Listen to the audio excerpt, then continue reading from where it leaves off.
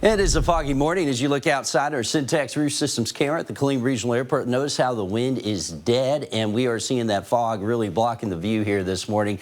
A sign that things are very calm there. That is because a warm front is draped right along I-35. West of that warm front, we are dealing with quite a bit of fog. That's where a dense fog advisory is in place there for those counties in the gray. Does include Bosque, Hamilton, Mills, as well as Lampasas, Coryell, Bell, Burnett, and Williamson counties. Does not include Waco officially, though fog is starting to build in there as well. East of the warm front, we do have some showers that have developed. You can see those showers that are mainly over some of our eastern counties, a little downpour there near Centerville. And it's west where you're seeing that big fog. Again, visibility is less than a mile there. That stuff you don't want to drive in. So if you don't have to get out on the roads this morning, probably be best to wait, especially until we get in the afternoon. We'll clear out a storm threat as well. Temperatures are warming south of that warm front as well, and the winds are turning around the south. That will eventually bring in some warmer air, and that could fuel some strong to severe storms here as we go through the middle of the day. I think the biggest threat will be found east of I-35, pretty much the same area that was under the gun on Tuesday when we had a tornado reported in Freestone County. Once again, the biggest threat will be hail and wind, quarters and 60-mile-per-hour wind, but there is also the chance that one or two of these storms could produce an isolated tornado as well, so we'll have to monitor them very closely. Future Track does show you how that plays out here going through the day on Thursday.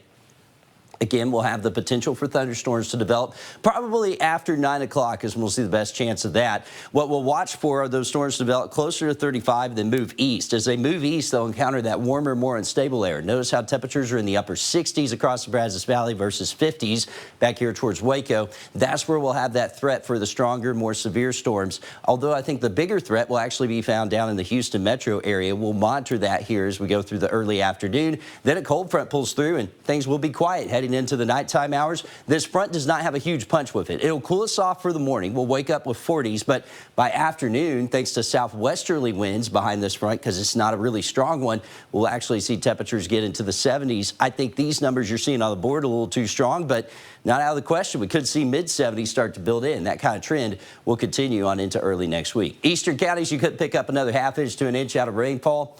Most of us, though, picking up only minimal amounts with this. But, hey, we had a pretty good rain that moved through the area back on Tuesday, so we're doing all right. Could always use more, but we don't really want the severe weather that could accompany some of these storms here today. If you're traveling into East Texas, need to pay very close attention. That's where I think the bigger threat will be today. 40s overnight will be in the 70s coming up for tomorrow and for Saturday and Sunday. Temperatures in the mid-70s. Very warm for this time of year. Does look like we'll get a stronger cold front coming in here as we head into the new year, though. Temperatures going down into the 50s in the Brazos Valley. More of the same. Low 70s here Thursday and Friday.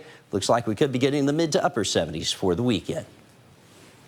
I'm John Matarese. You have all the gifts. Now it's time to start thinking about returns. I'll show you what you need to know about store